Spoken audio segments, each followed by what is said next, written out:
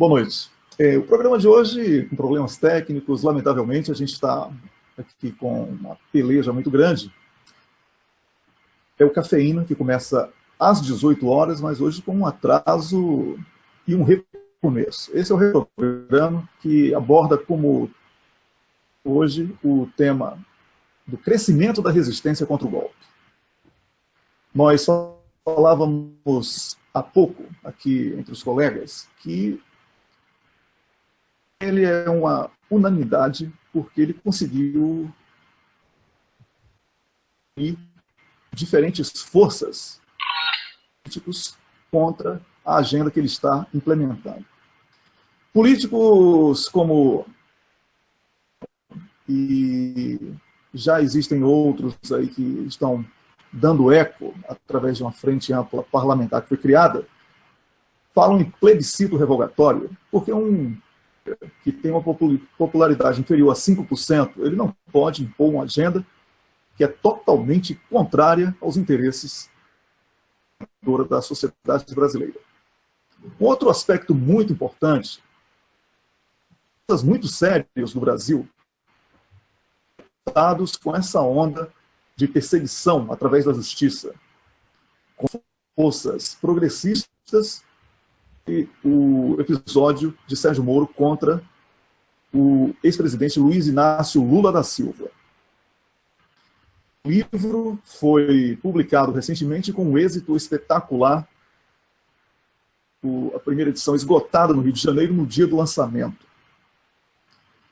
Artigos de mais de 100 de peso do país,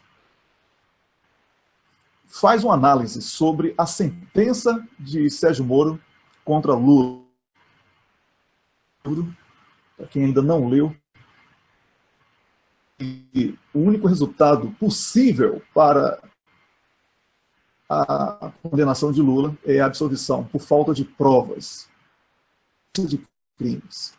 Outro aspecto importante tem sido destaque na imprensa alternativa, principalmente, um julgamento da Lava Jato, da Operação Lava Jato, por juristas tomados, ex-membros do Ministério Público, da Justiça, Dilma Rousseff, agora me falei o nome dele, o Aragão, não é isso aí? Vocês podem... onde a Lava Jato também é condenada com uma operação parcial e prejudicial ao país. Esses focos de resistência são crescentes, pessoas estão debatendo política em todo o Brasil, nos 4 cantos do país, nas igrejas, nas famílias, no futebol, enfim. O tema da política tem sido o tema mais presente. O monopólio midiático que existe no Brasil, quem ganha é a sociedade. Porque toda vez que a política é debatida, a população são ouvidos. Ou, pelo menos, eles são... A prova disso é que pessoas que nunca participaram da política, como partidárias, como é o caso da nossa colega, que é uma das donas do programa aqui, com a chave do programa e tudo, Tássia Camargo, e também a nossa outra colega aqui, que aparece sempre que quer e que pode, que é a Élica Takimoto, no Rio de Janeiro, para uma semana passada, num evento dia 12, com a presença do ex-presidente Luiz Inácio Lula da Silva ao Partido dos Trabalhadores, PT. Estão se filiando ao PT e a outros partidos progressistas. Isso tudo é debate, isso tudo é resistência. Transmitimos o CONFUP, Congresso Nacional da FUP, que é a Federação Única dos Petroleiros, uma classe extremamente expressiva e que influencia todas as outras, estatais principalmente. E vimos gama de profissionais preparados e dispostos por a resistência ao desmonte das empresas estatais e os crimes sucessivos contra a pátria brasileira. Eu vou começar mais uma vez, recomeçar com a Tássia Camargo. Tássia, parabéns por ter ingressado oficialmente na política, político, e qual a sua primeira impressão sobre o crescimento da resistência no Brasil contra o golpe de uma forma organizada? Bom, boa noite a todos, para você, Wellington, Tadeu, Miguel, Leonardo. Desculpa que se cair, porque está tendo picos de luz aqui, então já caiu uma vez, pode cair uma segunda. Primeiro falar sobre o dia 12, né, com o ex-presidente Lula, ao lado da Élica e também do Nando Cunha. Eu sou petista desde a década de 80, eu só concretizei, né, e não foi porque o Moro, em primeira instância, condenou o ex-presidente, é porque eu sou petista e lulista mesmo. E uma das coisas que gritavam lá, eu fiquei primeiro ali na quadra, depois eu fui subir no palanque para assinar o documento. No palanque não, ali na Império Serrano, ali no espaço. E sabe o que me falavam? Miguel, não briga comigo não, tá bom? Me falava assim, eu adoro o seu cafezinho, eu vejo o seu cafezinho, mas foi a quadra inteira, tanto que no meu pronunciamento, aí eu entro com essa nossa resistência aí, o que o Wellington me perguntou, porque graças aos blogs, eu comentei lá, e ao cafezinho e tantos outros, né? E quando eu falei o cafezinho, todo mundo gostou. Estou ficando famosa, eu gostei. Aí eu citei que, porque os blogs, né? E as redes sociais, a gente consegue ter essa resistência. E eu falo também de uma outra resistência, do outro lado, né? Da falta de interesse da mídia golpista, em geral, principalmente a TV Globo, que as pessoas colocam no canal e nem estão assistindo, mas enfim, que ela não quer que o povo brasileiro, o verdadeiro povo brasileiro, saiba da realidade. Ela faz isso propositalmente.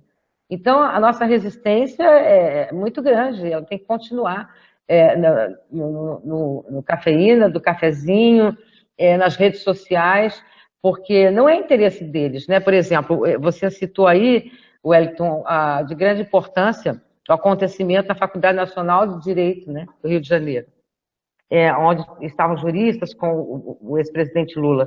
Isso não foi divulgado em lugar nenhum, quer dizer, você entrevistou, né, a jurista, as redes sociais começaram a ecoar isso, mas de forma alguma, em nenhuma emissora, e principalmente na Plom-Plom, que eu falo Plom-Plom porque ela está caindo mesmo, não há interesse nisso. Então, a nossa resistência está aqui, hoje, falando sobre isso, no Twitter, enfim, de todas as formas. Isso aí, Tássia. Obrigado pelas suas primeiras impressões. Eu agora vou com o Miguel do Rosário. Miguel, a gente falava aqui em off sobre o crescimento de Luiz Inácio Lula da Silva depois da condenação de Sérgio Moro. Isso aí é um atestado da sociedade brasileira de reprovação a essa prática seletiva e escancarada da Sérgio Moro aí, não é isso, Miguel? É isso mesmo, Wellington. Boa noite aí, pessoal. É isso mesmo. Saiu uma pesquisa hoje no blog Poder 360, uma pesquisa que ela é de um instituto vinculado a esse blog, que se chama Data Poder 360. Aparentemente uma pesquisa séria, porque entrevista mais de 2.000 pessoas.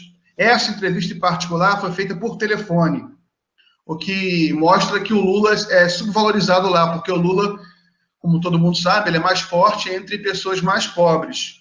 E pesquisas por telefone nunca beneficiam pessoas que, às vezes, moram em lugares mais isolados, e é mais difícil conseguir o número de telefone dessas pessoas. Quando tem telefone, né?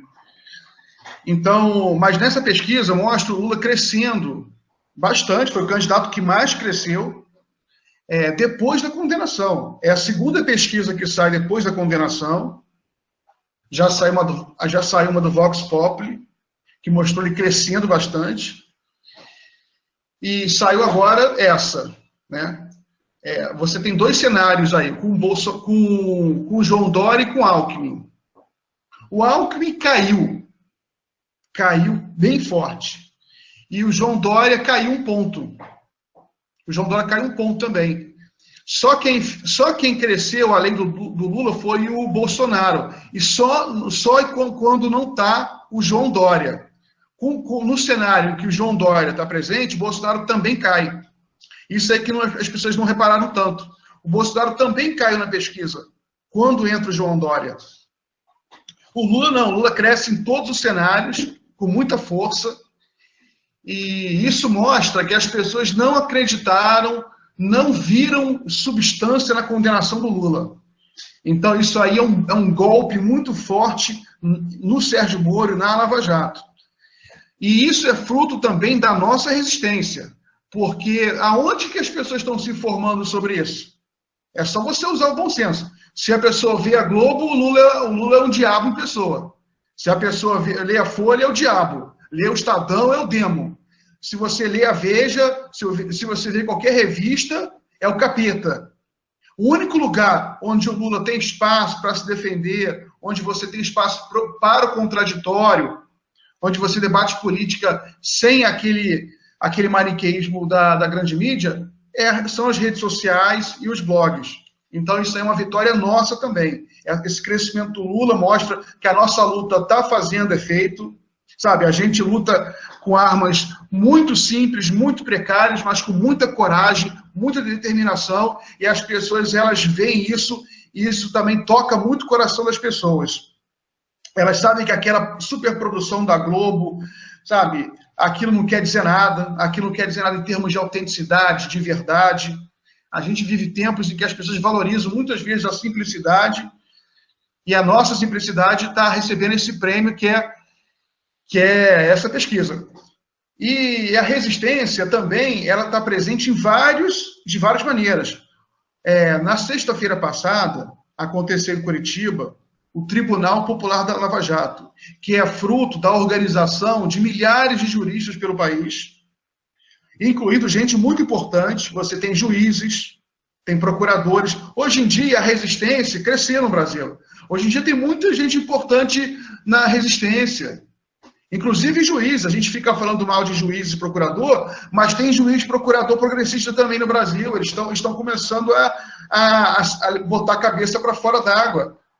Entendeu? Eu já conheci vários, eu mesmo conheço vários.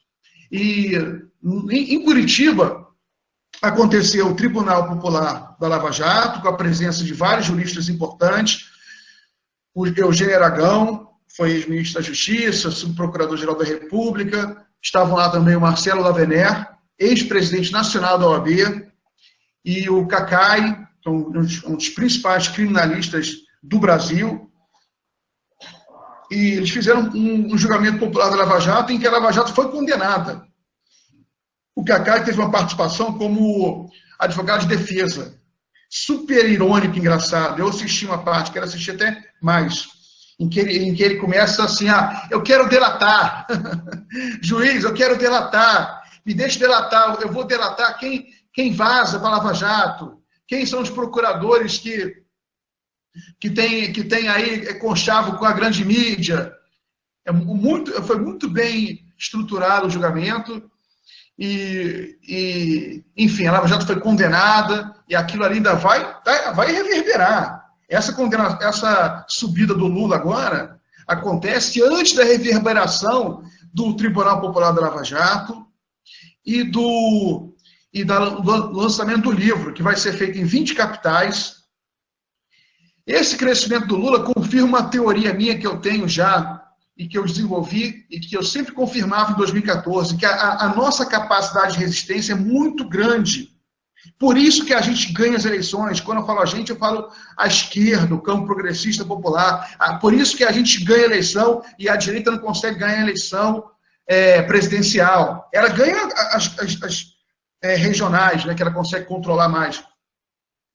Porque a gente precisa de tempo. Por isso que a mídia ela tem que atropelar tudo, tem que fazer essas operações midiáticas, uma em cima da outra, dia após dia, sem dar um descanso. É só dar um descanso É só dar um tempo para a gente que a gente constrói uma estratégia e cresce.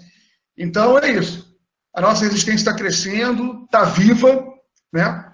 Por exemplo, mesmo que eles tirem o Lula, vai ser um trauma enorme.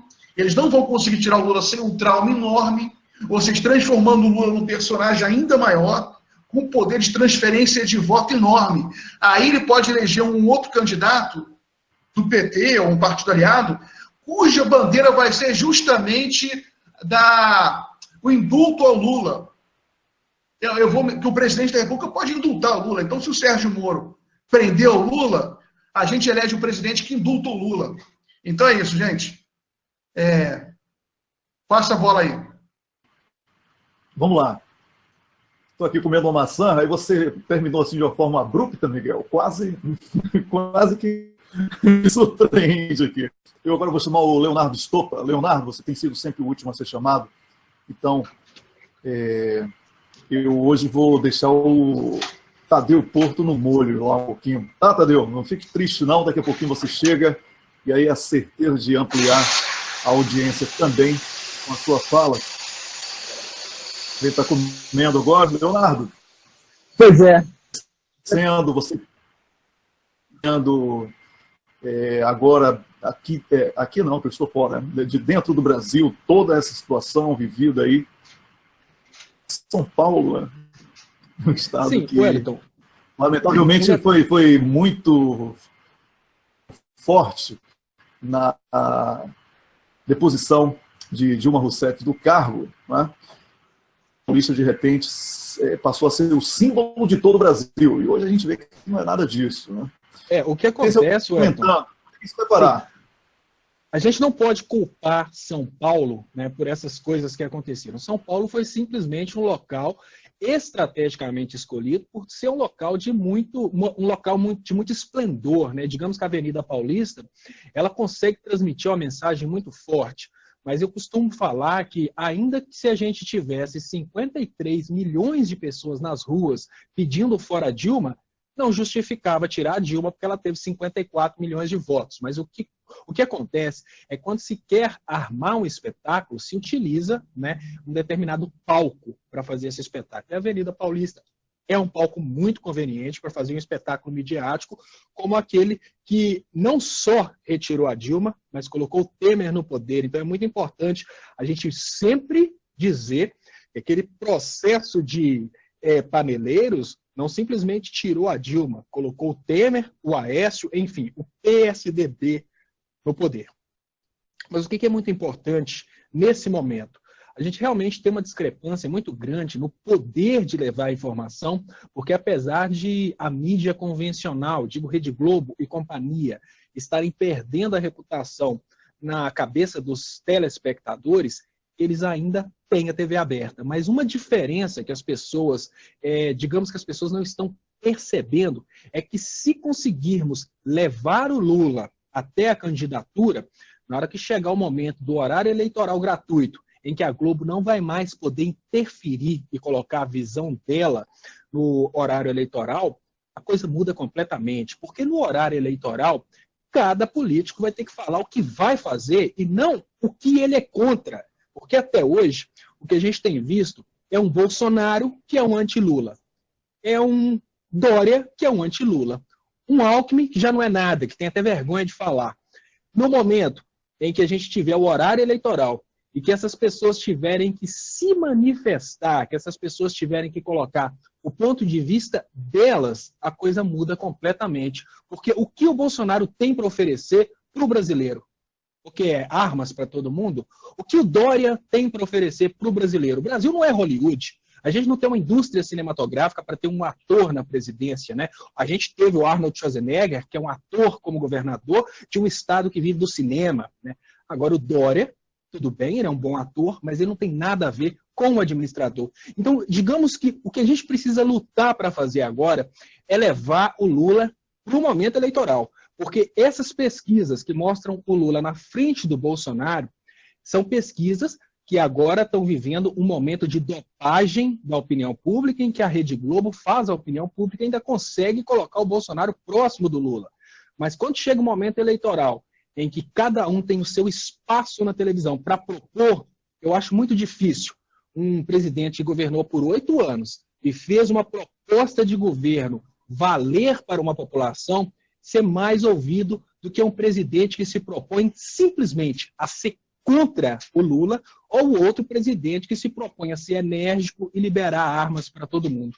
Então, essas pesquisas, apesar de elas mostrarem que o Lula está na frente, elas não são nada perto do tamanho que o Lula vai tomar quando realmente começarem as campanhas e as coisas forem colocadas para a população. Digamos que toda essa dopagem eleitoral, toda a destruição causada pela Lava Jato somente para caçar a possibilidade do Lula ser candidato, e todas essas aberrações políticas que aconteceram ao longo desse tempo vão vir à tona e não vão ficar confinadas apenas na internet. No momento da propaganda eleitoral gratuita, o brasileiro vai saber o que é verdadeiramente a Lava Jato e o que aconteceu no Brasil que gerou todo esse desemprego. Então, eu acho que a nossa luta agora é para conseguir levar o Lula até as eleições. Porque se ele chegar lá, eu acho que dificilmente a gente tem alguém que consiga levar essas eleições para o segundo turno. Se o Lula chegar como candidato, com certeza ele vai ser eleito em primeiro turno,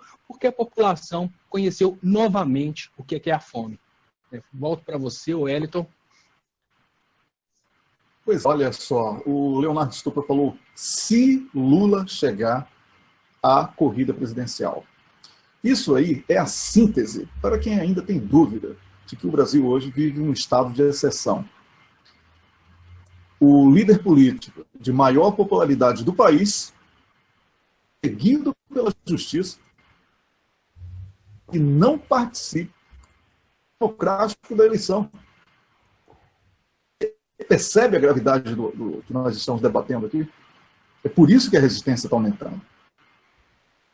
As pessoas não querem aceitar passivamente uma eleição sem Lula. Se existe um candidato popular, um candidato que está na preferência da sociedade, elitista, essa justiça que deixa Aécio Neves liberado de todos os seus crimes, não ser crimes, né? Na visão do rei do bingo, que mais ganha sorteio do mundo, não é o rei do bingo. Sempre para absolver o Aécio Neves. É essa justiça que quer tirar o candidato de maior popularidade. É essa mesma justiça que políticos corruptos, com crimes escancarados aí, dando um tapa na cara da sociedade, em instituições funcionando e essas outras aberrações que nós temos ouvido da boca de ladrões. Você quer uma guerra aí? Como é que você acredita que a sociedade vai reagir a uma condenação em segunda instância e impossibilidade de candidatura de Luiz Inácio Lula da Silva? Boa noite, Tadeu. Desculpa o chá de espera aí, hein? Sem problema algum, meu grande amigo Wellington Calazans.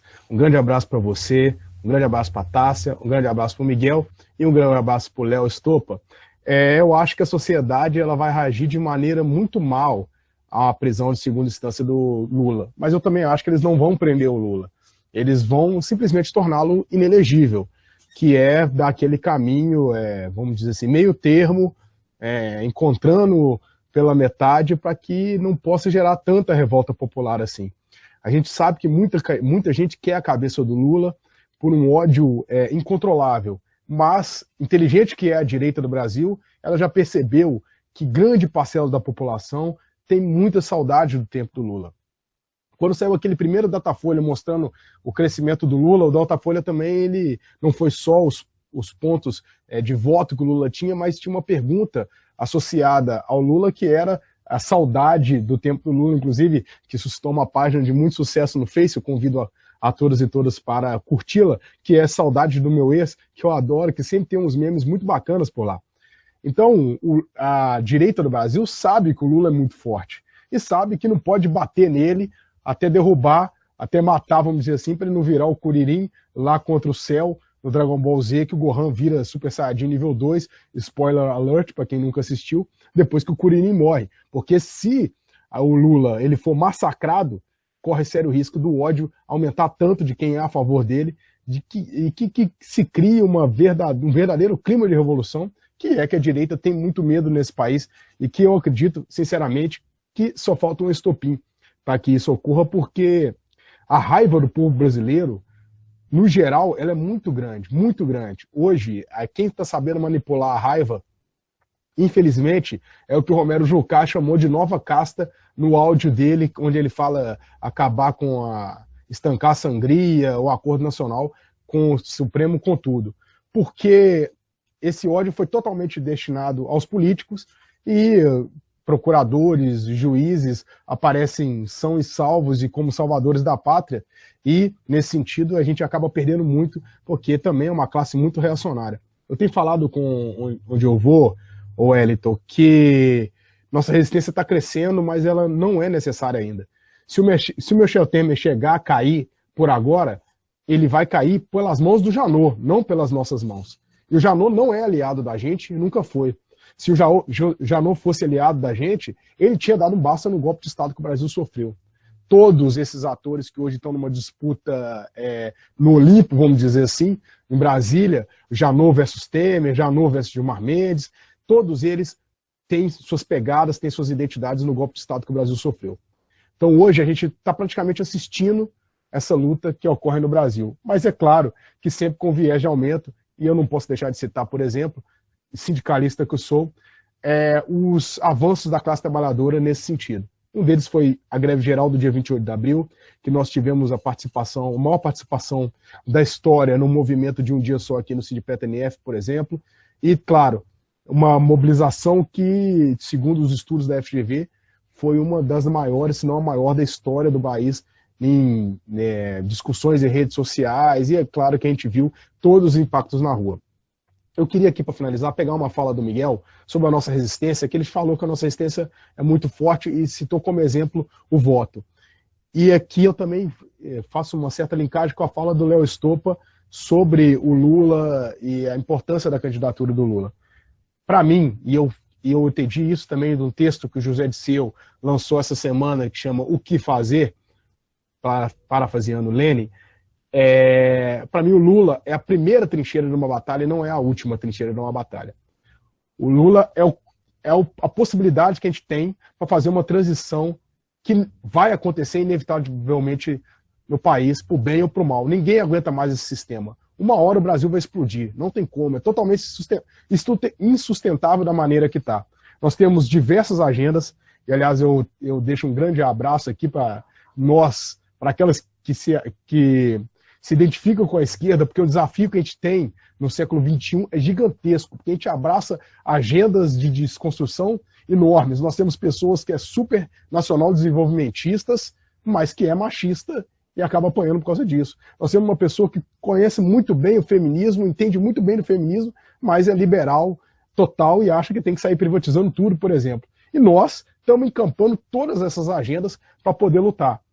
E esse sistema, por exemplo, com a agenda muito forte, que é a agenda das mulheres, e quando você reflete no parlamento só tem 9% na Câmara, 13% no Senado, alguma coisa assim, de mulheres, ele, obviamente, demonstra um sistema insustentável. Então vai explodir.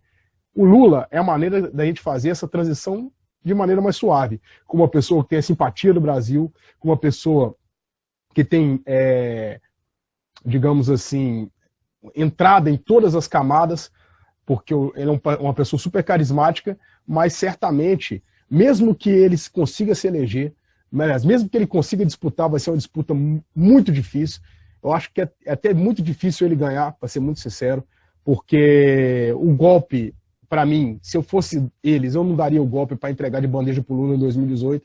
Então aquelas capas vagabundas da Veja, aquelas 20 minutos de Jornal Nacional, vão ocorrer com mais frequência ainda, e a justiça vai deixar ocorrer, porque quer mesmo que o Lula perca. Então vai ser uma disputa dificílima, e mesmo que ele ganhe, eles vão boicotar ele desde o primeiro dia, para que ele não seja um sucesso e seja mais mártir do que já é, caso ocorra alguma coisa com ele no futuro ou no meio do mandato dele. Então, galera, eu acho que a gente está aumentando sim a nossa resistência, eu não tenho dúvida nenhuma disso, O Miguel deu um grande exemplo do Tribunal Popular da Lava Jato, que foi muito bacana, eu acompanhei também.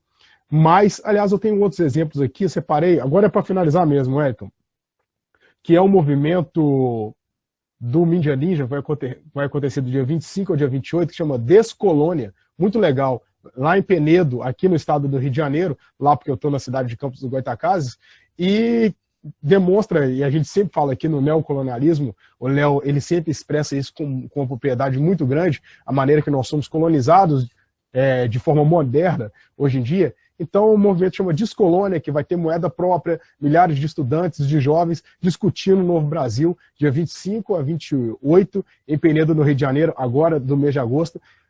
Eu convido a todos que curtam lá a página do Descolônia para poder ver se pode participar ou não, que vai ser muito bacana.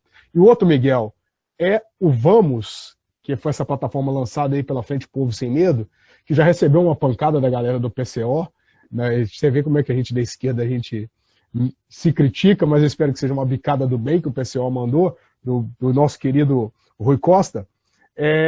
Vai ter um debate sobre a economia dia 21 lá na Cinelândia. Dia 21 eu estou no Rio de Janeiro, muito provavelmente você também, Miguel, a gente podia dar um pulo lá, que é uma plataforma nova, um tipo novo de tentar fazer, novo aqui no Brasil, né, porque é bem parecido com o Podemos da Espanha, de poder fazer esse debate, pode ser que seja interessante, apesar de ter alguns probleminhas, como bem pontuou o PCO, eu acho que vale a pena a gente acompanhar de perto esse Descolônia do galera do Mídia Ninja e o Vamos da Frente Povo Sem Medo, meu amigo Elton Calazans, passando para você. Obrigado, Tadeu, pelas suas palavras aqui no programa Cafeína, que a gente está transmitindo especialmente hoje via YouTube. Você pode compartilhar o link e ampliar a audiência. E o programa fica, claro, on demand, para que você possa assistir e compartilhar a qualquer momento depois da transmissão. Como houve atraso, a gente também não vai estender muito o programa de hoje. Daqui a pouco a gente vai pedir ao próprio Tadeu Porto e ao Leonardo Stopa que façam a interatividade com o público. Eu vou ouvir agora o minuto, né, de cada um sobre o nosso tema de hoje, que é Spencer, e eu começo com a Tássia, mais uma vez, aqui nessa sessão de um minuto de destaque sobre o tema em debate. Tássia, o que você destacaria nesse crescimento da resistência? Uma pessoa popular, você que é uma pessoa que tem contato com todas as franjas da sociedade, como é que você observa o momento em que frentes do país assumir uma responsabilidade diante dos absurdos praticados pelo atual estado de exceção Michel Temer? Como é que você vê isso? Então, desculpa, Wellington, porque para mim a tua voz está falhando. Eu consegui pegar o finalzinho da sua pergunta. Opinião sobre o envolvimento da sociedade e o preço da resistência no minuto final do programa. Quero saber como é que você avalia Wellington, deixa eu perguntar aí para a Tássia. Tássia, minha voz está tranquila, né? Tá ótimo, tá. Então, eu consegui pegar, cortou para mim um pouco também o Wellington, mas ele tá perguntando para você como é que o que você acha da resistência ao estado de exceção, né? Ele está se referindo, obviamente, a Lava Jato, perseguição ao Lula. Eu queria sua opinião sobre isso. Então, a Lava Jato, como a gente sabe, hoje eu vi o Dallagnol lá ao vivo, nem terminei de ver, porque é uma bobagem, ele falando, vamos combater a corrupção, apoie Sérgio Moro, etc, etc e tal. A nossa resistência a cada segundo, a cada piscar de olhos, o tempo todo aqui nas redes sociais, aqui no Cafeína do Cafezinho. Eu, por exemplo, estou indo embora do Brasil, aí vão falar, está indo embora do Brasil, está abandonando? Não, sou brasileira. Lá eu vou ser mais brasileira ainda, entendeu? Eu estou indo como eu sou cidadã italiana, estou indo para Portugal. Eu vou ser mais brasileira ainda, eu estou pensando até em fazer um documentário em relação a isso tudo, porque a gente tem resistir mesmo, porque, por exemplo, eu vejo hoje o Brasil, eu já falei aqui no Cafeína do Cafezinho, 2 Brasis. O Brasil que a TV Globo dividiu do ódio, né, das pessoas hipócritas, porque não conhecem a história do Brasil, e da esquerda inteligente, que somos nós, me desculpe. Eu vejo 2 Brasis também, como, por exemplo, Brasília, para mim, é um Brasil ali. Brasília é um Brasil fechado, que resolvem coisas, decidem coisas na calada da noite para o nosso Brasil. Né? Então, quando falou aí agora que o Lula talvez não se candidate, eu acho que a tentativa mesmo é de não deixá-lo se candidatar, né, com muita convicção e sem prova alguma, mas eu acho que a nossa resistência, e a dele muito, ele está um leão, o presidente, ele está um leão. A nossa resistência vai ser muito maior, eu acho, porque a hora que, se o Moro resolver condenar, prender, o que quer que seja, junto com o STF, junto com a Globo, está tudo englobado, o Aécio aí que manda matar, que paga, que ameaça em pegar nomes, o Cunha preso, mas que está agindo ainda, vai ser um pega para capar, porque nós somos militantes, o PMDB não tem militância, o PSDB não tem militância, o Bolsonaro tem aqueles caras idiotas lá, estou fugindo um pouco do tema, mas tem aqueles caras machistas como ele. Aliás, eu quero dar parabéns à Maria do Rosário, que ganhou, eu não quero encher a bola do Bolsonaro, não, da Maria do Rosário, porque mexeu com ela, mexeu com todas, inclusive com homens que são contra o que ele falou, né? E você que é Bolsonaro aí, você toma cuidado, porque ele disse que ela é feia e que não é o tipo dele. Então, cuidado que a sua filha, que você que apoia o Bolsonaro, a sua filha pode, de repente, ser estuprada por ele, porque se ela for bonita. Então, cuidado com isso. Isso é muito sério. Então, ele virou réu, né? Então, resistir a cada segundo, porque vai ser como vocês falaram aí, vai ser um pega para capar, né? Quando começar a falar em rede nacional aí, o Lula, da campanha, se conseguir, porque o julgamento lá da segunda instância vai ser em setembro do ano que vem.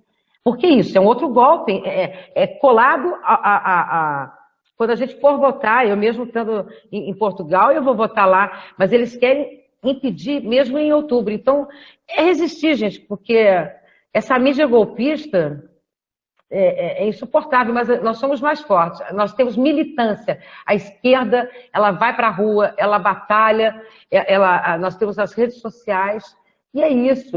E eu queria... Posso ser um pouco desagradável? Desculpa aí quem está nos assistindo. Eu gostaria de dizer que eu estou indo muito triste para fora do Brasil. E eu não vou deixar de militar, não. Eu vou ser mais brasileira do que eu sou. E eu gostaria que pegasse uma panela de pressão fervendo. Sabe quando você faz o feijão? E enfim no rabo. Sabe? Porque, enfim, eu vou falar mesmo, enfim no cu. Sabe o cu? Enfia no cu, ela quente, fazendo... Porque vocês são uns lunáticos. Vocês falam que a gente tem bandido de estimação. A gente não tem. Já me perguntaram, se você filiou que vai se candidatar, vai ganhar dinheiro. Falei, meu amor, se eu quisesse ganhar dinheiro, eu tinha me filiado ao PSDB. Você não está entendendo? Eu não vou me filiar, não. Eu só me filiei porque eu sou lulista, sou dilmista e sou comunista. E ainda falo, vai encarar? Então, paneleiros, enfim, a panela de pressão bem quente, eu posso até preparar para vocês, enfim, Alan Cu. É isso, resistência já. Desculpei o palavrão, desculpei as pessoas que estão me ouvindo, mas é terrível, é um absurdo, é um absurdo. É resistir, vamos lutar. Tá bom, Tássia. Tássia literalmente veio fervendo com essa daí. O Miguel do Rosário. Não, tem que enfiar a panela no cu mesmo, gente. Tem que enfiar. Mas ela quente, panela de pressão, que é grossa. E aí vão falar, nossa, a Veja vai falar, Tássia Camargo falou isso, Veja, enfia a panela de pressão quente no seu cu também. Bolsonaro também vai gostar, Bolsonaro vai gostar. Ô, Tássia, Vai gostar. olha, Oi. você sabe que seria interessante se esse pessoal enfiasse a panela desse jeito e a panela explodisse lá dentro? Sabe que tem esses casos de panela de pressão que explode.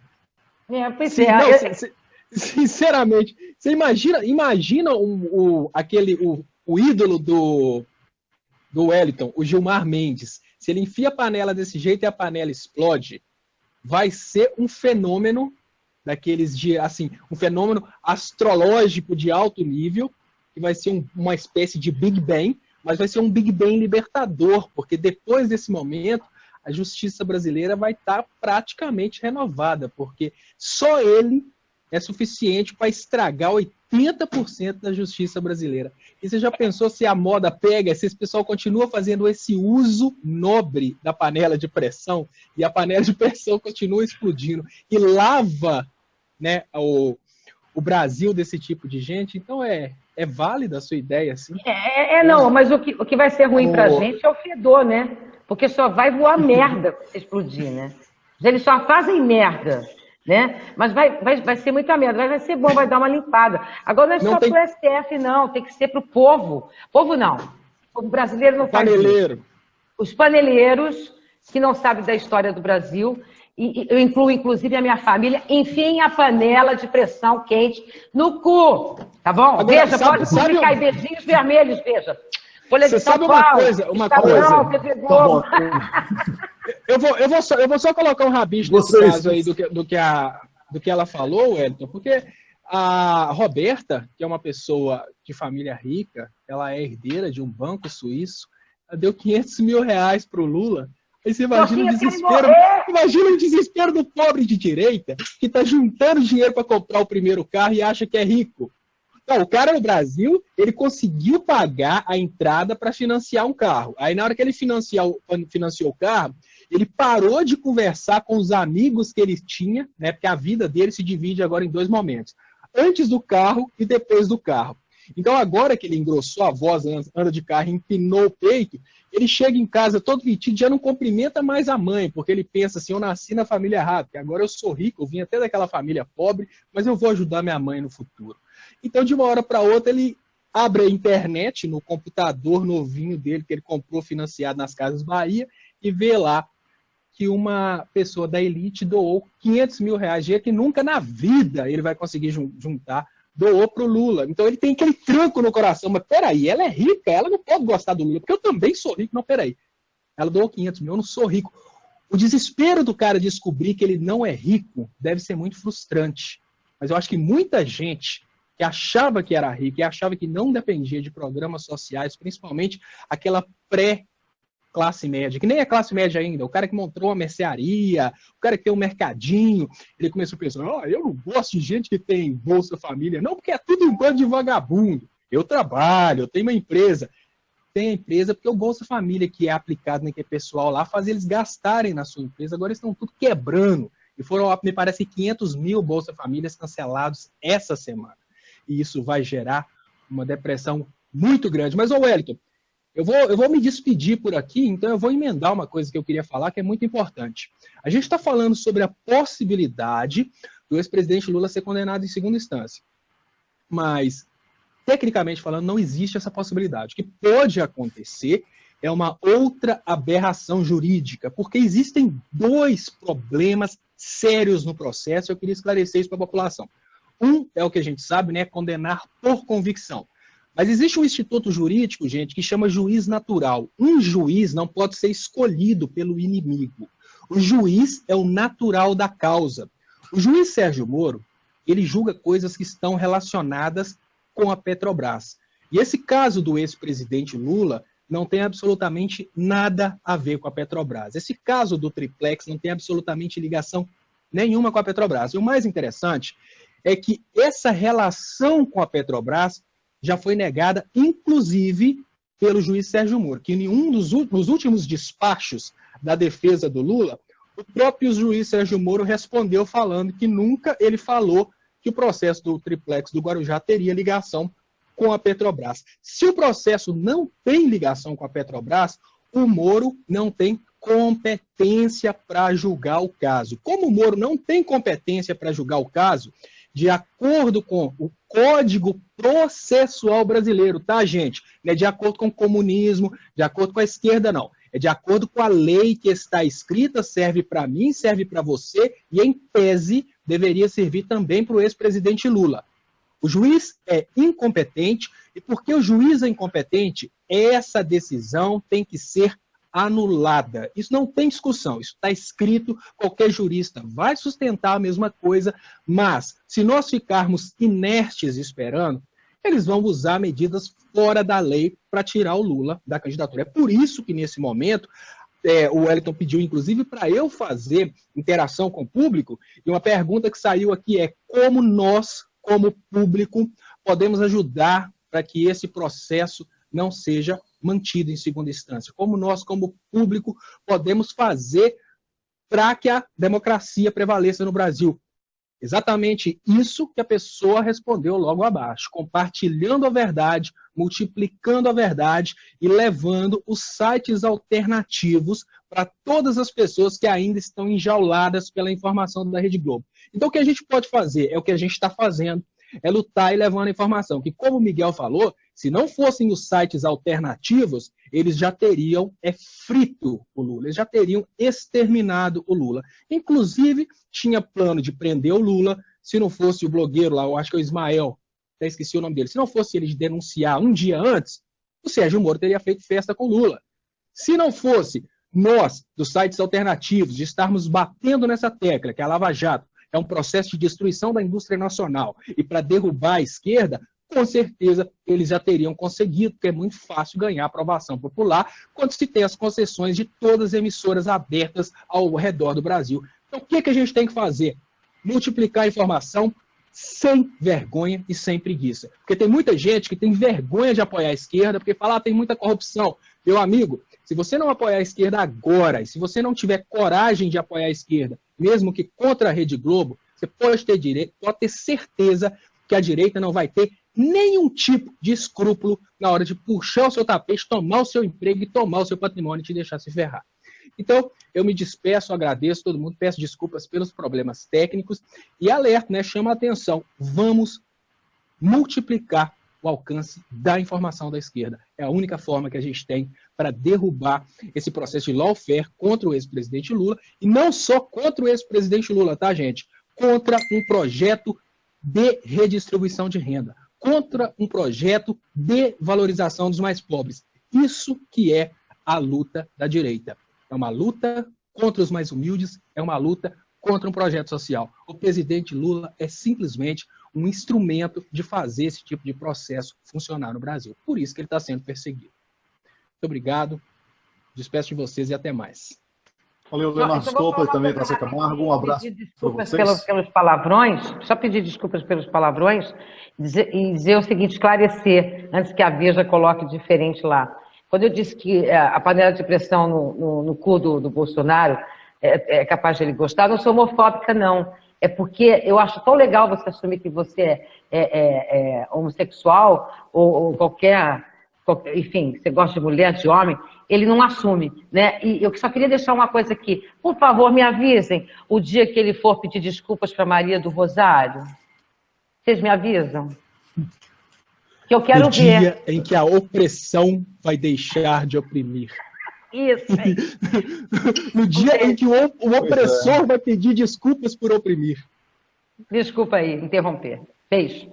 Tudo bem, olha, obrigado a Tássia Camargo, sempre apimentando aqui o nosso programa, e hoje com a panela de pressão, inspiradíssimo, o Leonardo Stolpa. Leonardo, a gente precisa conversar amanhã sobre essa questão técnica para que esses problemas não voltem a ocorrer. O Rosário agora vai falar o minuto dele aí, que nunca é um minuto, esse pessoal que come um tempo do cacete, né, Miguel? A gente pediu um minuto e está se esperando. Leonardo, minutos e meio. Vamos lá. O Miguel, que moderador fraco eu fui hoje, deixei todo mundo. Então, mas o nosso público aqui no YouTube está crescendo, entendeu? E é importante a gente, como a gente atrasou muito, a gente tem que ser leniente, tem que ser tolerante e generoso com o público que permaneceu até agora. Então, Tássia, não precisa pedir desculpa. O seu desabafo é o que está na cabeça de todos os brasileiros que não bateram panela. A gente ficou escutando esses malditos paneleiros durante aí 2 anos. Entendeu? E eu acho esse negócio de panela... Aqui no Leme, eu moro no Leme, no Rio de Janeiro. Aí eu lembro que tinha uma infeliz, ficava batendo panela sozinha, infeliz. Eu levava um susto desgraçado, porque eu estava lendo, ouvindo uma série, tranquilo em casa, sabe? Num estado de espírito, assim, tranquilo, concentrado, sabe? Eu sou um cara calmo, gosto de ficar em casa, lendo, vendo um filme. Aí o infeliz batia o panela, eu não sabia nem o que estava acontecendo. Aí eu ia lá, ligava a televisão, o infeliz fica vendo televisão, entrava, sei lá, o PT, a propaganda do PT, o infeliz ia bater panela na janela. Me dava um susto desgraçado aquele infeliz. Não. E eu sempre achei isso também um protesto muito baixo, que é como se voltasse à idade das cavernas, sabe? É todo mundo batendo. A gente está no tempo do debate, você viu? A gente está debatendo aqui, construindo, fazendo críticas inteligentes. A gente faz encontros no Brasil inteiro, debate, chama juristas. Aí vai o infeliz e só sabe bater panela, não quer debater nada. Eles só querem bater panela. E a corrupção continua e as panelas se calaram. Exato, hipocrisia. Não, mas, Miguel, eu queria pegar essa sua deixa. Esse manifesto das panelas, inclusive, foi um plágio, mas muito do mal feito. Porque você sabe que é uma tradição argentina, né, do povo. E é exatamente o som da panela vazia, que é um protesto por pessoas que buscam comida. No caso do Brasil, era quem tinha panela cheia, que estava reclamando. O Wellington. Isso está aí. Interrompeu. Fui eu que, assim, é porque eu estou com uma latência muito grande, a hora que eu te interrompi chegou atrasado. Eu queria só colocar um ponto estratégico desse momento de bater panela, que é o seguinte. O Miguel falou com muita propriedade uma coisa que é interessante. A gente tem que ter respeito pelo público, o público está aqui assistindo. Eu queria falar um pouquinho sobre essa estratégia do bater panela, porque eu acho que até hoje a população não entendeu o que aconteceu, não. O que aconteceu foi o seguinte, gente. Em um determinado momento da política nacional, iniciou-se um processo de campanha, né, para fazer o caos, uma campanha para destruir a economia nacional, destruir a estabilidade nacional. Todos os momentos em que se batia panela eram os momentos em que ia se desmentir o fake news. Se você prestar atenção, você vai ver que as panelas eram sincronizadas com o pronunciamento da Dilma. O interesse desse projeto de bater panelas durante o pronunciamento da Dilma era exatamente evitar que a Dilma conseguisse passar a informação que o brasileiro precisava escutar naquele momento. Isso foi muito estratégico, porque toda hora que se falava em crise e a Dilma precisava trazer informação de que determinados problemas econômicos de fora do Brasil poderiam repercutir no Brasil, como, por exemplo, a queda do valor das commodities, ela precisava levar essa informação para a população. Mas o fake news montado pelo Aécio Neves, através das agências como MBL, Vem Pra Rua e companhia, eles estavam tão fortes naquele momento que eles precisavam de arrumar uma forma de ofuscar a palavra da verdade que poderia acalmar a população. Então, esse movimento do bater panela, apesar de ser um plágio, né, desse bater panela por estar com fome e ter sido, né, feito por pessoas que não estavam com fome, ele tinha um viés de ofuscar o pronunciamento da presidente e evitar que o caos social fosse reduzido naquele momento. Então, toda hora que a presidente ia explicar o problema que o Brasil estava vivendo, para tentar tranquilizar o investidor, tentar tranquilizar o brasileiro, tentar tranquilizar a economia e trazer paz social e retornar ao crescimento econômico, o bater panela não apenas retirava as pessoas da mensagem que precisava de ser emitida pela presidente, a mensagem que o povo precisava ouvir, como evitava que as pessoas que queriam ouvir conseguissem. Como o Miguel falou, a desgraça era tão grande que ela evitava que as pessoas que estavam em casa para fazer determinadas coisas conseguissem fazer.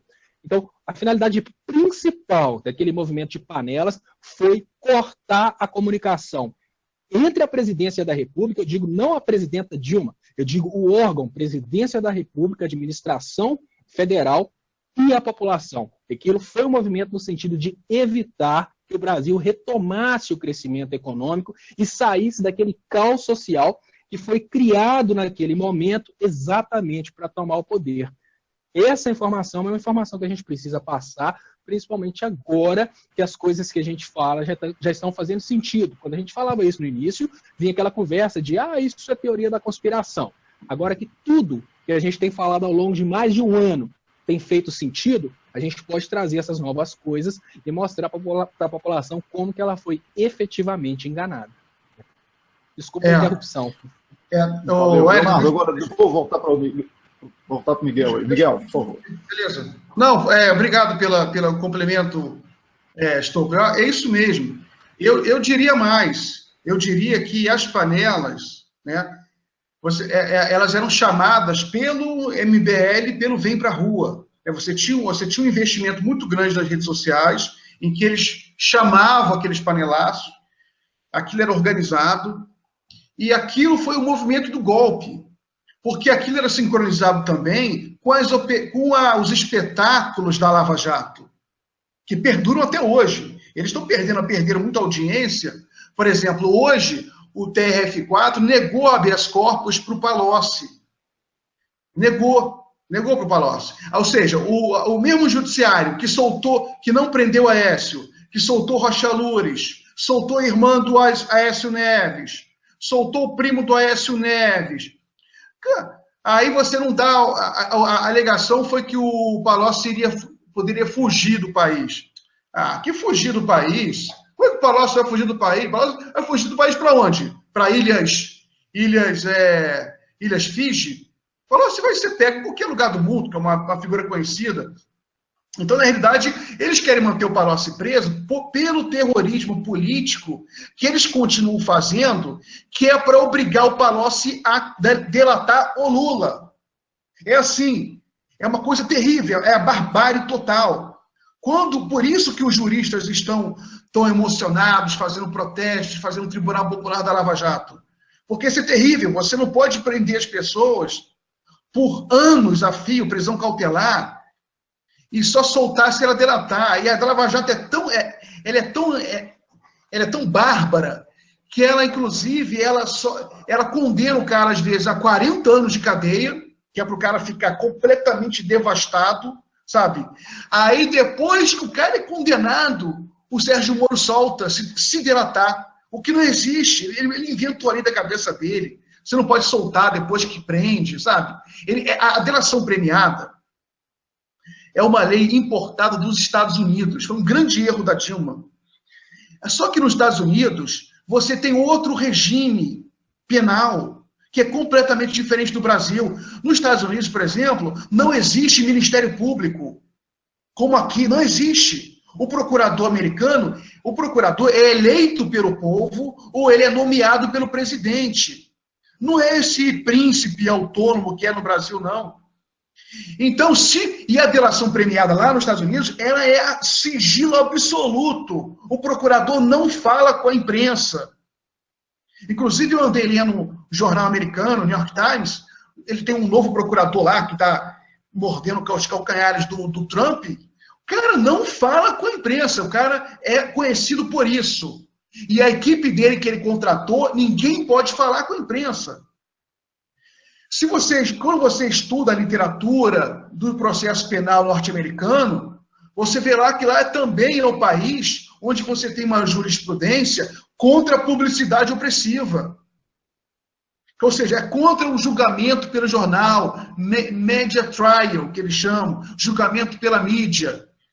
Que é justamente... Então, o Sérgio Moro, a Lava Jato, ela criou um monstro, que ela pegou mãos limpas na Itália, que é uma operação que não é modelo para ninguém, é considerado pelos juristas como um dos piores tipos, pior tipo de modelo para você combater corrupção, porque destruiu um montão de empresa também, destruiu 2 partidos bons, Destruiu os dois melhores partidos da Itália, que era o Partido Social Cristão e o Partido Comunista Italiano, que era era o melhor partido comunista do mundo, mas com as tradições mais intelectuais, uma literatura mais ampla. A Itália é o país do Gramsci, né? E prendeu um montão de gente inocente, teve gente que se matou, um montão de gente se matou nas mãos limpas, sabe? Pessoas que foram presas. Você teve um processo de delação também descontrolado, as pessoas saíram delatando. Então, não é exemplo, foi muito criticado as mãos limpas. E, sobretudo, o resultado das mãos limpas foi o Berlusconi por 20 anos. Foi o Berlusconi por 20 anos. Então, foi o fascismo. O Humberto Eco deu uma entrevista há 1 ano e meio atrás, quando ele lançou aquele livro dele, Número Branco, o último romance dele, em que é um romance que critica a mídia. E ele fala, a gente acreditou nas mãos limpas durante um tempo, mas só piorou. A Itália ficou mais corrupta. Sabe, os fascistas tomaram o poder, o Berlusconi levou os fascistas para o governo e surgiu grupos à direita do fascismo, se é que isso é possível, segundo o Berlusconi falou numa entrevista. Então, e o Sérgio Moro, a Lava Jato, pegou as mãos limpas, pegou a delação premiada dos Estados Unidos, que ainda não tinha sido digerida pelo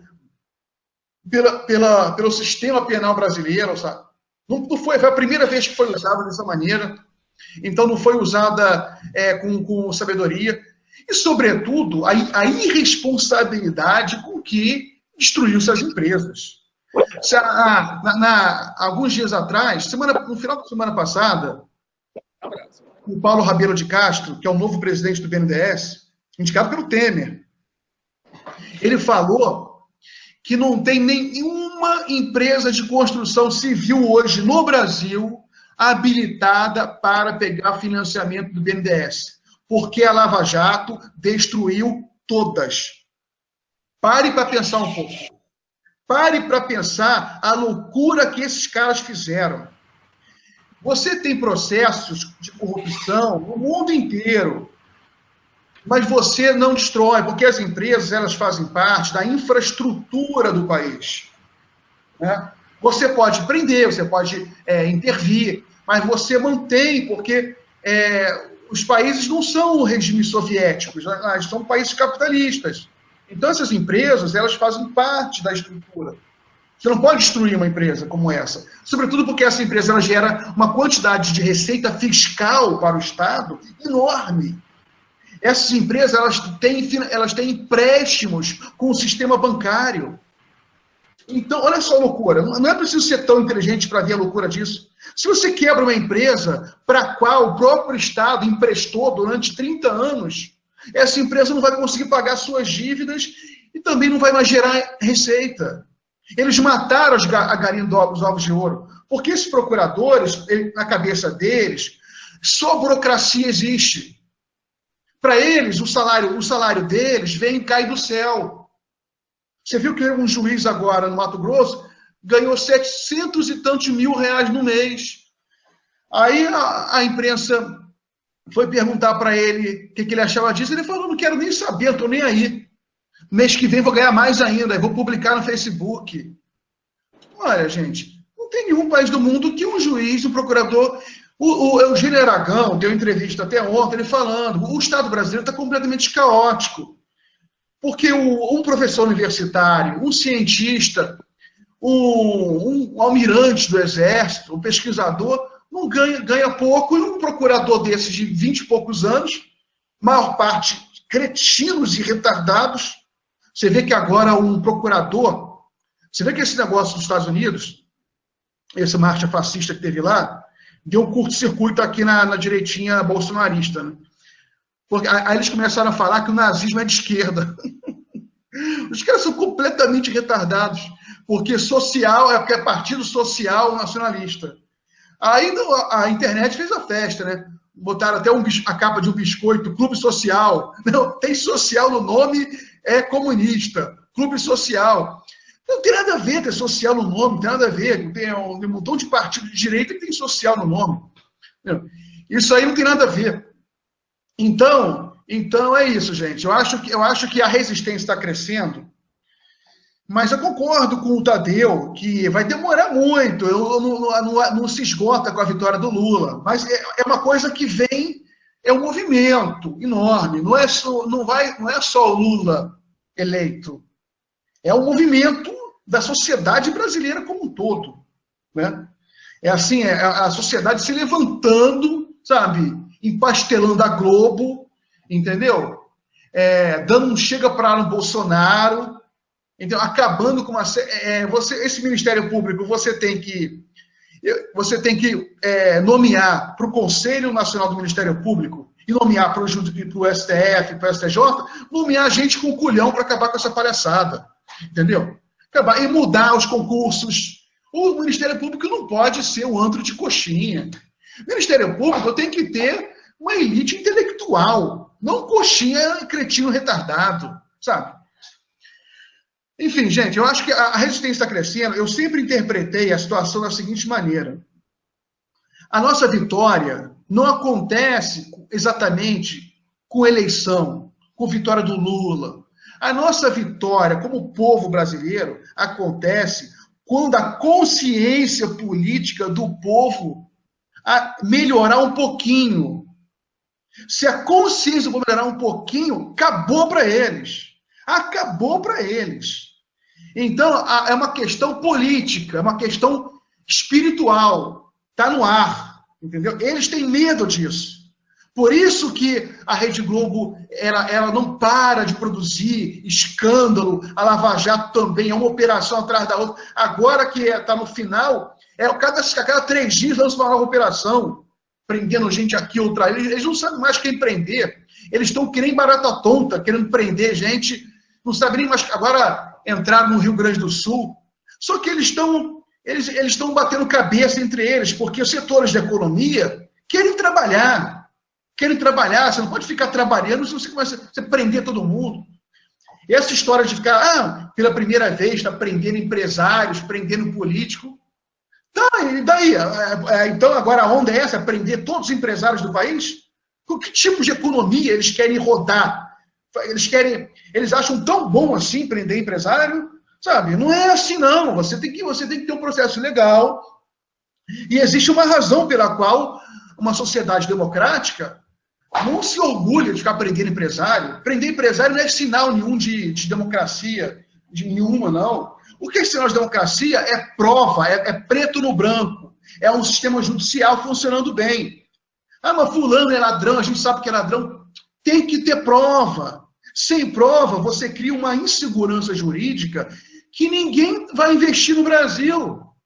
Ninguém está investindo, o governo fica comemorando desesperadamente, ridiculamente, cria 30 mil empregos, 14 milhões de desempregados, ele festeja 30 mil empregos, sem contar que é tudo no informal. Só está girando emprego de baixa qualidade, informal, Barnabé, cidade pequena, entendeu? E os dados estão muito ruins. A situação brasileira está muito ruim, mas o problema principal é político. A Tássia falou, vou para Portugal, estou triste, vou continuar militando lá. Você tem o golpe, ele criou uma coisa interessante. Você tem o que a gente chama de diáspora, são brasileiros no mundo inteiro. O Wellington está aí para provar. São brasileiros no mundo inteiro que estão mobilizados pela luta democrática no Brasil. Porque o Brasil é um estado de consciência. Então, eu acho que a resistência cresceu, sim. A gente está mais experiente, está mais casca grossa. A gente sabe, ninguém está ingênuo mais. A gente sabe que a guerra é pesada, que a luta deles é suja, que eles não ligam para a lei, não ligam para nada. Só que eles estão desmoralizados também. Estão completamente desmoralizados. Porque eles, quando começaram a prender tucano, eles recuaram, soltaram todo mundo, entendeu? Então, eu acho, sem contar que a solução não é ficar prendendo pessoas sem prova, prisão cautelar. A solução é a corrupção. Ela não pode ela não pode ser feita sem respeito à lei. Você não pode ter estado de exceção. Eu estou lendo sobre isso. Tem uma literatura linda sobre isso. Você sabe que até o Dante Alighieri escreveu contra o estado de exceção. Eu estava lendo aí um livro que é o do... É famoso, os juristas ficam falando, eu estou lendo agora, que é sobre o estado de exceção, que é do Agamben. Aí ele cita o Dante, que o Dante tem um livrinho lá dele, em latim, que ele critica você não pode combater o crime por fora da lei. Você não pode combater o crime por fora da lei. Que foi exatamente isso que a Lava Jato fez. E ao fazer isso, ela abriu a caixa de Pandora. Ela criou caos. Então o Brasil tem que voltar à ordem democrática. Eu não tenho pena desses procuradores. Para mim, todo mundo tinha que ser preso. São traidores da pátria. Muito juiz teria que ser preso. Inclusive esse procurador-geral aí, que ele ficou fazendo reunião no Departamento de Estado dos Estados Unidos, reuniões a portas fechadas, indo para lá, babar ovo dos americanos, sabe, entregar informação da Petrobras, da Odebrecht, que são empresas nossas, que empregam brasileiros e que o Estado brasileiro investiu. A gente não pode ser burro.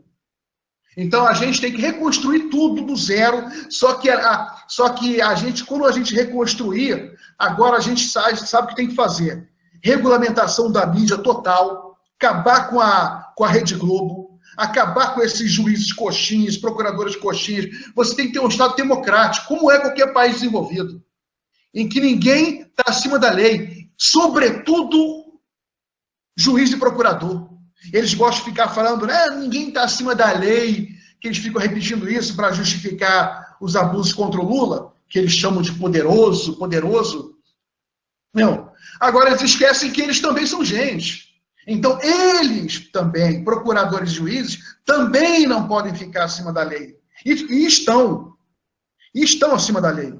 Então é isso. Boa noite, gente. Também peço desculpas pelos problemas técnicos, mas vocês sabem muito bem que a nossa luta aí é muito difícil, a gente não tem os bilhões da Globo, a gente está aí na luta, vamos continuar sempre. Ainda bem, Miguel, que não se tem. Ainda bem. Exatamente, ainda bem. Não queremos esse dinheiro sujo da Globo, dinheiro construído com sangue dos mortos da ditadura. A gente não tem isso nas costas, sabe? A gente é 100% democracia, sabe?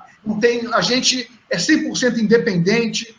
Então, por isso que a gente vai crescer. A nossa luta só está no começo. Então, se a gente, pequeno, sem infraestrutura, como a gente já incomoda tanto, imagina ano que vem, quando a audiência do Brasil, a audiência política vai explodir. E não adianta dar sumiço com a gente, porque aparecem 1000 outros, entendeu? Então, eu acho que a nossa resistência está crescendo, sim, e ela é um estado de espírito. E o estado de espírito vai melhorando, porque as cicatrizes vão se fechando, as feridas vão cicatrizando, a gente vai vencendo a depressão inicial, que a depressão inicial se torna irritação, indignação, o medo se torna revolta, o sentimento humano é dialético, ele vai se transformando. Então, todo medo. E hoje eu publiquei um gráfico terrível, que é do Ibope, que o brasileiro está apavorado com o desemprego. Coitado do brasileiro. A gente deveria chorar muito com isso, porque a mídia, o que eles fizeram foi terrível. O brasileiro era um povo tranquilo, sem medo, porque até final de 2014, as pessoas estavam tranquilas. Sabe, os gráficos, as pessoas não tinham medo. Não tinham medo. Depois, quando começam as conspirações do golpe, você apavora o povo. Isso é maldade. Isso é maldade, que as pessoas são simples, as pessoas elas têm poucos recursos, sabe, para se defender das dificuldades da vida. Aí você tira o emprego das pessoas, você apavora as pessoas, aí você corta o dinheiro da saúde. A pessoa vai correr para onde? A pessoa vai correr para onde? Então é maldade, eles vão pagar por isso. Eles vão pagar por essa maldade. A gente está crescendo, a resistência está crescendo, não é só porque a gente é talentoso, não. A gente somos pessoas comuns. A gente está crescendo porque eles estão fazendo muita maldade com o povo. Ô Miguel, eu gostaria, aproveitando aí, tem uma coisa interessante, você está falando que a resistência está crescendo, e essa revolta, ela vem da base, não só dos intelectuais, como a gente falou no início do programa, ela vem sendo debatida em todos os lugares, em todos os campos, em todas as esferas da sociedade. Aí a gente vê, por exemplo, o papel das Forças Armadas no Brasil, que está limitado a ser guarda municipal do Rio de Janeiro, daqui a pouco vai ser guarda municipal de outra capital, porque com o desemprego crescente, o abandono do Estado Social, a tendência é o aumento da violência.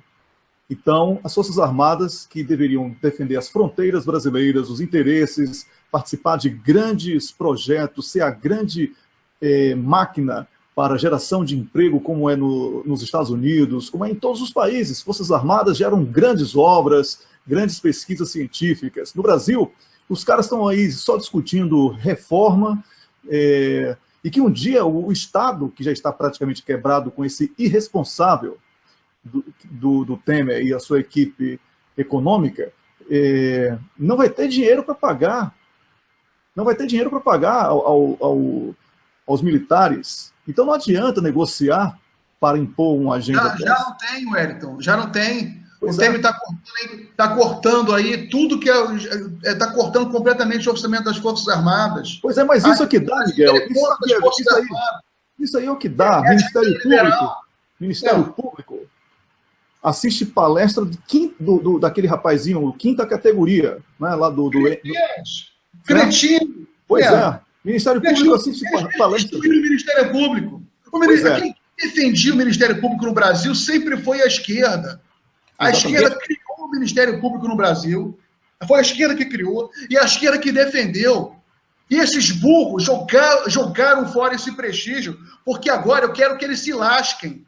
Eu quero que o Ministério Público se lasque. Eu não quero o Ministério Público no Brasil, não. Por favor, eu preciso concluir. Pelo presidente e pelo povo seja eleito. Pois é, eu preciso concluir o pensamento aqui, Leonardo. Desculpe, Everton, desculpa. Não, tudo bem, o debate está quente mesmo, isso é importante. Os militares que estão reduzidos a guardas municipais do estado do Rio de Janeiro vão depois ser de São Paulo, vão ser depois de Minas Gerais, e dos estados que não estão conseguindo pagar sequer aos professores e aos seus funcionários. Né? A folha de pagamento está comprometida em muitos estados. Existem exceções aí, como o estado da Bahia, que eu estive inclusive com o Tadeu Porto lá, nós estávamos debatendo sobre isso, inclusive, né, Tadeu, onde o estado da Bahia tem até um crescimento, um único que tem crescimento, talvez, no Brasil, aí, de 3,5%, se não me engano. Agora, não dá para você apostar em militares que assistem palestras de Olavo de Carvalho, né? Ministério Público que assiste palestra de quinta categoria. Eu me recuso a falar o nome daquele imbecil, né? Então, não dá para você apostar nesse pessoal que hoje representa as instituições, e tem um general, comandante das Forças Armadas, o Vilas Boas, tem um discurso muito bonito, vaselina, que ele quer agradar os dois lados, mas que até o mundo mineral, como diria o Mino Carta, sabe que quem está mandando hoje nas Forças Armadas é o Stengoen, certo? Que está enchendo Bolsonaro de dinheiro para melhorar a popularidade, para justificar uma ação militar de intervenção, como é que se diz, brutal, opressiva, para tentar acalmar os ânimos dessa reação que está surgindo. Mas essa reação é inevitável, as pessoas vão precisar comer. As pessoas vão precisar comer. As pessoas vão precisar de saúde, como o Miguel colocou aqui. As pessoas vão precisar de educação, as pessoas vão precisar de emprego. Não dá para esse exército que não tem dinheiro, que não tem munição para um dia de guerra, a se pretender uma máquina de opressão contra o povo que paga os seus salários. Então, está na hora das Forças Armadas, desses representantes do Estado-Maior das Forças Armadas, respeitarem a instituição, porque Forças Armadas também é uma instituição que deve ser respeitada, a despeito da história recente, de golpe militar e etc. onde a Globo foi quem mais lucrou e sujou a imagem das Forças Armadas, vocês deveriam pensar nos caças suecos, desenvolvimento de navio submarino, com propulsão nuclear, onde o responsável por isso é perseguido, está preso, condenado à prisão perpétua, porque uma pessoa naquela idade que recebe mais de 40 anos de condenação é prisão perpétua, e vocês aí discutindo reforma e privilégios em detrimento da maioria da sociedade. Bem, eu acho que agora é o Tadeu se despedir, porque a gente já falou pra caramba, o programa está longo. Tadeu, desculpe aí mais uma vez, um grande abraço aqui, já vai dar 1h da madrugada aqui na Suécia, tá bom? E é sempre um prazer estar aqui com vocês. Então. É sempre muito bom escutar todos e todas, por isso que eu fico muito tranquilinho aqui, e digitando com a galera aqui. Aliás, eu queria deixar um gigante abraço para todos e todas que nos acompanharam até agora. Não vai dar para ler todas as mensagens, foram mensagens muito boas. Queria deixar mesmo um abraço para o Oliver, para o Jorge Albuquerque, para a Ana Kim, para o Evandro Pereira, que perguntou sistematicamente como que a gente pode fazer para usar as redes sociais para resistir o golpe. Evandro, eu tenho para mim que as redes sociais a gente usa sendo nós mesmos. Até mesmo porque, com esse processo de transparência, eu gosto de citar, por exemplo, que o presidente da República, o maior cargo do Brasil, foi grampeado por uma maquininha vagabunda, tal quanto o celular. Então, hoje em dia, nós temos que ser o que a gente é e utilizar as redes sociais para expandir isso, basicamente. Até convido a todos e todas que curtam lá meu Instagram, por exemplo, o meu Twitter, tadeu.porto no Instagram, Tadeu Porto no Twitter, sigam o Twitter e o Instagram do Léo Estopa, do Miguel do Rosário, do Wellington Calazans, da Tássia Camargo, que vocês vão ver que no dia a dia nós gostamos de discutir política e é dessa maneira que nós temos que nos portar. Até mesmo porque o Evandro e demais que eu estou mandando abraço para o Luciano, para Joara, que me mandou uma frase muito bacana que eu estou tentando caçar aqui, para o Guilherme, que é petroleiro como eu acredito, Evandro, que nós perdemos uma batalha ideológica. Eu acho que para a esquerda brasileira, o primeiro passo é um passo de humildade, sinceramente.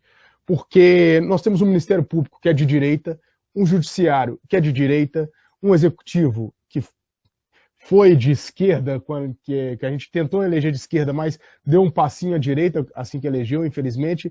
A Dilma, claro, pressionada, com a faca no pescoço por causa dos empresários. Uma elite que, além de ser de direita, é vagabunda e entreguista. Judiciário, já falei. Um legislativo que é totalmente de direita. E uma mídia que é totalmente de direita. Nós parece estar cercado pela direita. E a gente tem que entender que, de certa maneira, um procurador da República que passa lá no concurso, às vezes ele não sabe nem o que é direita ou esquerda, e de repente ele está sendo ganhado por um debate capitaneado por Olavo de Carvalho ou capitaneado pela Globo. Cabe a gente entrar nesse debate e ganhar. Eu sei que nós temos totais condições disso. Aliás, eu vou aproveitar a oportunidade aqui para poder demonstrar que nós temos fatos que corroboram com isso. O Michel Temer, ele está comprando deputado com dinheiro nosso. Isso é muito claro. Isso é de uma obviedade tão grande que a gente chega a ficar assustado quando a gente vê que o Temer não cai por causa disso. Ele, para mitigar o rombo fiscal, que ele conseguiu estipular uma meta de perda de 139 bilhões de reais e agora subiu para 159 bilhões de reais, ele está vendendo o nosso pré-sal, por exemplo. Ele conta com o dinheiro dos leilões do pré-sal a preço de banana para poder engordar o caixa da União. Ele aumentou o preço da gasolina, que é o principal insumo da economia brasileira, porque nós temos uma malha basicamente rodoviária, então os transportes das nossas cargas, é claro, mesmo que seja de avião também, é diesel derivado da gasolina, mas a nossa malha rodoviária é muito forte. Então, quando você aumenta a gasolina, você impacta toda a cadeia produtiva do Brasil, e é óbvio que o empresário não vai guardar esse prejuízo para ele, vai passar para os produtos. Quem vai pagar a conta, quem vai pagar o pato, somos nós. Nós temos que chegar para as pessoas, os nossos próximos. Eu tenho grandes amigos, eu não vou mentir aqui, que já declararam voto no Bolsonaro, pessoas que eu amo de coração, que já declararam voto no Bolsonaro, que defenderam com unhas e dentes o impeachment da Dilma. Se nós não formos capazes de chegar para essas pessoas com dados que nós temos, demonstrar que nós podemos fazer um Brasil melhor, nós vamos estar um pouquinho lascado. Então eu acredito que um dos nossos grandes primeiros passos é a humildade nesse sentido, de poder explicar para as pessoas e admitir e repito mais uma vez, com muito pesar, inclusive falo isso aqui, existe uma batalha ideológica e nós a perdemos, a esquerda brasileira perdeu a batalha ideológica. Infelizmente, alguns vão dizer que foi porque nós pautamos os nossos ganhos no consumo e não na ideologia por si só, o que eu discordo, apesar de aceitar essa crítica. E por final, eu deixo aqui para a esquerda uma palavra de tolerância. Eu vi essa semana, por exemplo, o Chico, que está lançando novas músicas, o Chico, que é um expoente da resistência brasileira contra a ditadura militar, ele ser duramente criticado porque, supostamente, a música dele era machista. Pode ser que seja mesmo, até mesmo porque eu não duvido que o Chico carregue traços de machismo, como eu carrego, como meu pai carrega, como todos nós homens carregamos, porque nós não temos consciência de quão importante é a luta da mulher, simplesmente porque nós não somos mulheres. E nós temos que ter humildade para reconhecer isso.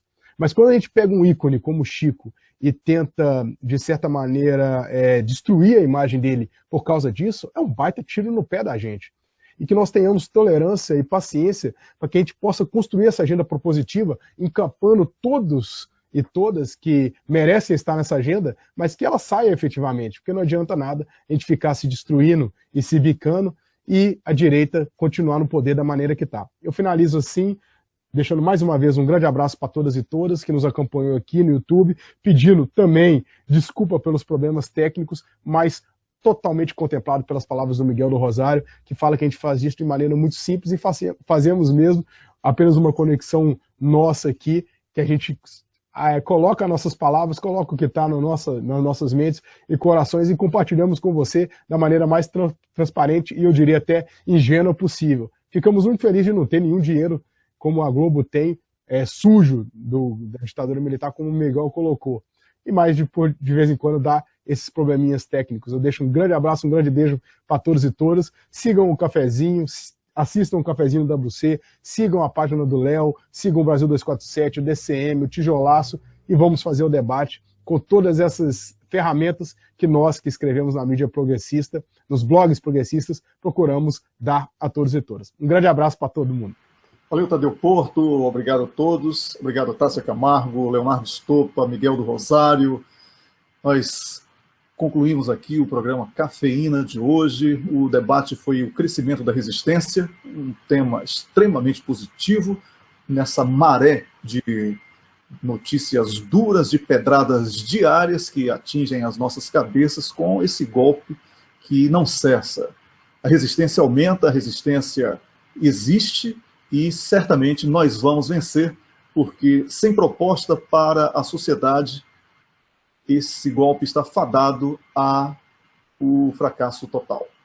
Eu sou Wellington Calazans, falei ao vivo a partir de Estocolmo, capital da Suécia, aqui no Cafezinho, e na segunda-feira eu volto a partir das 6 da manhã, horário de Brasília, com o programa Cafezinho no WC, onde a gente pode, em 30 minutos, falar sobre os temas de importância daquele dia. Começando amanhã, sem precisar ouvir editorial de Ricardo Boechat, dizendo que Temer é importante para a estabilidade política e econômica do Brasil.